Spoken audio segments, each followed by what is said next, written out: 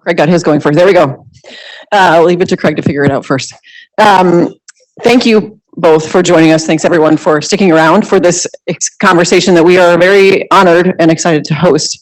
And now don't even have the title in front of me anymore. So what we want to talk about is Craig's initiative around the cyber civil defense and the connection between that and the cyber poverty line, which actually is a phrase that Wendy coined 10 years ago. So my first question is actually for Wendy to say, tell us a little bit, take us back 10 years and what prompted you to decide that this was a good phrase to use, and what factors were at play when that came to your mind?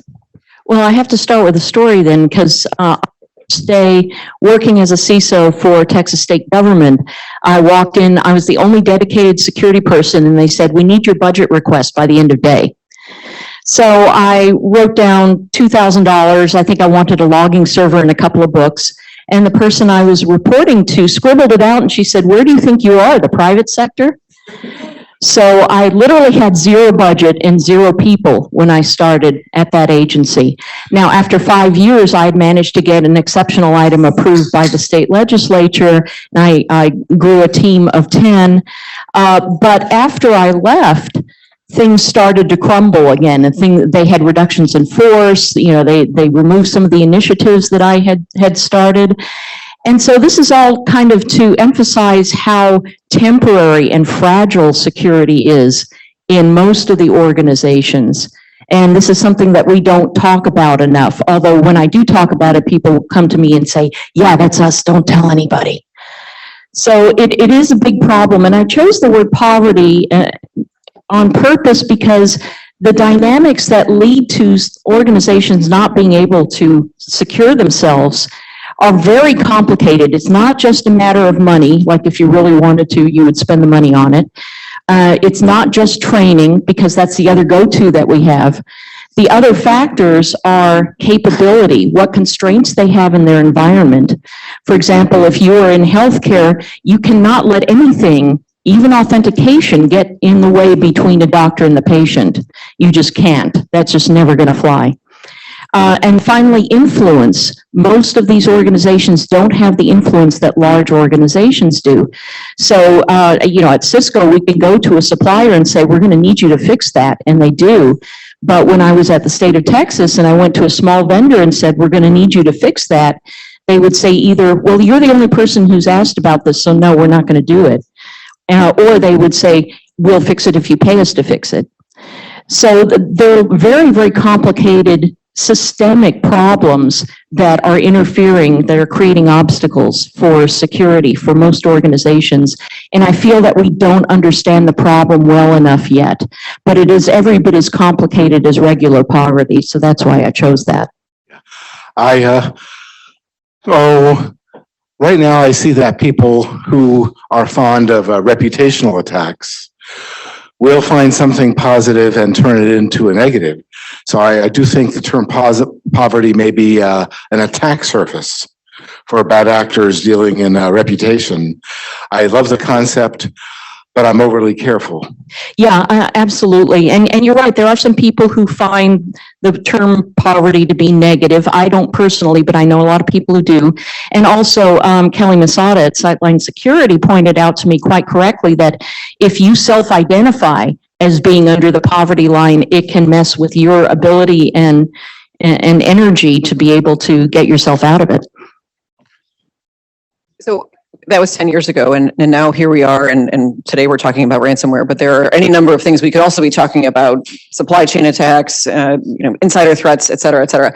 How, if at all, has the poverty line changed over the 10 years that since we've first begun using that phrase? Well, the poverty line itself is not a concrete line. It's not, a dollar figure the way we have it, for the regular poverty line. It's more of a concept, but actually a lot of awareness has grown around it in the last few years, and I'm very excited by that, especially in places like the National Cybersecurity Strategy, where they talked about the idea of rebalancing the responsibility for defense onto those organizations that can better afford it. I was thrilled to read that, and I'm very excited. It's a sea change for this country, where we're no longer looking at everybody's breaches and going, oh, that looks bad. I'm sure glad it's not us. We understand now that we need collective defense, and that's where Craig's work comes in. Wendy has teed me up well. So Craig, you've been a terrific funder of IST, and we are incredibly thankful for that, but you're also a terrific funder of others, not only nonprofits undertaking cybersecurity work, but among the other things are veterans, and at one time it was birds. But this is we're entering almost the second year of the Cyber Civil Defense Initiative. Maybe not everyone in the audience is familiar with it, so I'm hopeful that you might just share what prompted you to form it and where you're going. It's a way for me to model my approach to funding cybersecurity efforts. The deal is, I think about my parents who were part of the World War II generation, helping me understand that everyone who could play a role did so. Back then, our adversaries did attack our homeland, but not a great deal. There wasn't much kinetic warfare going on, but we're at war now. Everyone is subject to being attacked. And I think back, I was part of the duck and cover generation. In the late 50s, I was ducking and I was also covering. And I still remember that. And that idea of civil defense does mean something to me. It matters. So maybe cyber civil defense, saying that we all have some responsibility to securing our own stuff, our homes, businesses, and to a large extent, if we can work on this, if we have the skills, we should work together. That means all sorts of mutual shared social responsibilities. People should do what they can to secure their homes. And we all run a bunch of industrial control systems. For example, your oven, when it gets internet connected, is an internet industrial control system that could be blown up by an adversary. Your coffee maker could give you bad coffee, or during rush hour, a bad actor could screw around with your car, make a rush hour traffic jam much worse, and that would be pretty disruptive. So the deal is that I think we all do play a role in this. There's the notions that some responsibilities may be held by the people who make those products.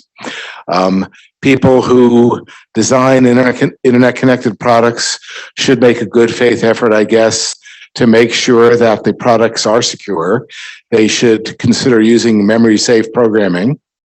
They should seriously test their stuff. And, well, another participant in this cyber civil defense thing is Consumer Reports. Now, Consumer Reports has been doing the high-tech consumer thing for going on 90 years. Back then, high-tech was washing machines. Now high-tech is cars and coffee makers. And let's not forget refrigerators or hot water heaters, all of which could ruin your day if somebody screws around with them. So that's the idea of cyber nutrition levels. I can go on in that way indefinitely. I do consider what happens when, let's say, someone from the Ransomware Task Force or Shadow Server, let's consider what happens when they do detect an infected system. What happens if there's some legit way that they notify the company which has the infected system, or the customer of an ISP which has the infected system? What happens when the entity is informed? What kind of liability issues are there? Maybe the lawyers will save us. Megan's a lawyer. What's she's going to do? Fortunately, my boss was smart enough not to make me the lawyer for the organization, so I ducked that one, speaking of duck and cover. But this is the point, one of the points that you raise is this is still a very complex space. And so your support for organizations who are undertaking this work from the nonprofit space is really essential, because we do face a lot of these new questions. So thinking back a little bit, though, to Wendy, when you mentioned your time in state government, you've obviously been in a number of roles, both, I believe it was at the retail ISAC, as well as your time at Duo and now at Cisco. You've engaged with civil society from very different seats. How have you found their engagement to be most effective? And for those of us who will admit that we can sometimes make mistakes, what's the least effective thing we should do as we approach different types of organizations? Oh, that's really tough. So, but before I went to state government, I worked for a Swiss bank. So I went from having a really big budget to having a really tiny budget. And that made me appreciate what people are having to work with and having to make do with out there. Some of the things that I found that have worked, again, as Kelly Masada has pointed out to me, when it comes to nonprofits, who are the other critical infrastructure, if you go to them and ask them what they need, they will understand what they need for their mission better than you do. So one of the things that I find does not work too well is doing a prescriptive sort of, baseline of security controls, which may or may not be appropriate to the mission of the organization. As far as regular citizens go, Craig made a really good point of what is our civic duty to one another. And this is, something that I've been thinking about as well. How much do we really need to put on the citizenry to secure themselves with technology that's very difficult to understand and not well designed? I've seen, as an analyst at 451 Research, I saw a lot of very, very engineering grade user interfaces as opposed to really, really good ones like what caused me to go join Duo. So some of those things are kind of self-defeating. Trying to democratize security through the state of technology that we have today, which is not even that usable even for somebody like me who's been in the industry for 40 years. The other thing that I find is really difficult, and this is probably going to make a few people cry, is sharing threat intelligence is very difficult between organizations because you need that trust. And trust happens between individuals, not between organizations. So as soon as the person you've been working closely with and having beers with leaves, you have to build up that relationship all over again. Yeah, I've been thinking a lot about that and related issues. And about the nature of public-private partnership, because the government can protect us against a lot of threats, a lot of adversaries, particularly kinetic, but we got to do a lot for ourselves, and that means people who have the means have to pony up the dough to really help out. That, by the way, being my new expression. And I've been lucky enough to do well almost by accident. In fact, any success I've had has been by accidentally being in the right time and place, which makes me the Forrest Gump of the internet. And that, so what I'm trying to do is to help out in small ways, trying to figure out what makes sense. And we all need this protection against bad actors hitting our homes, businesses, or whatever with ransomware. So I've decided that I should help out more. I should help out the Ransomware Task Force more, should help out Shadow Server more, and maybe Megan has something to say or show about that. Remember that I have a sense of humor, but I have no sense of dignity. And I'm a member of the clearinghouse publishers generation, although I'm not Ed McMahon. Is this what you were talking about, Craig? This is what I'm talking about.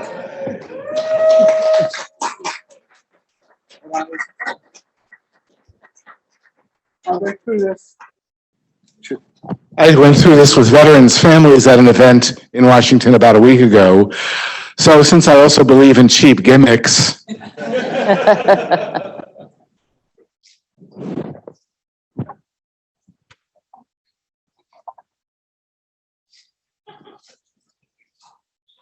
we could do better than $500,000.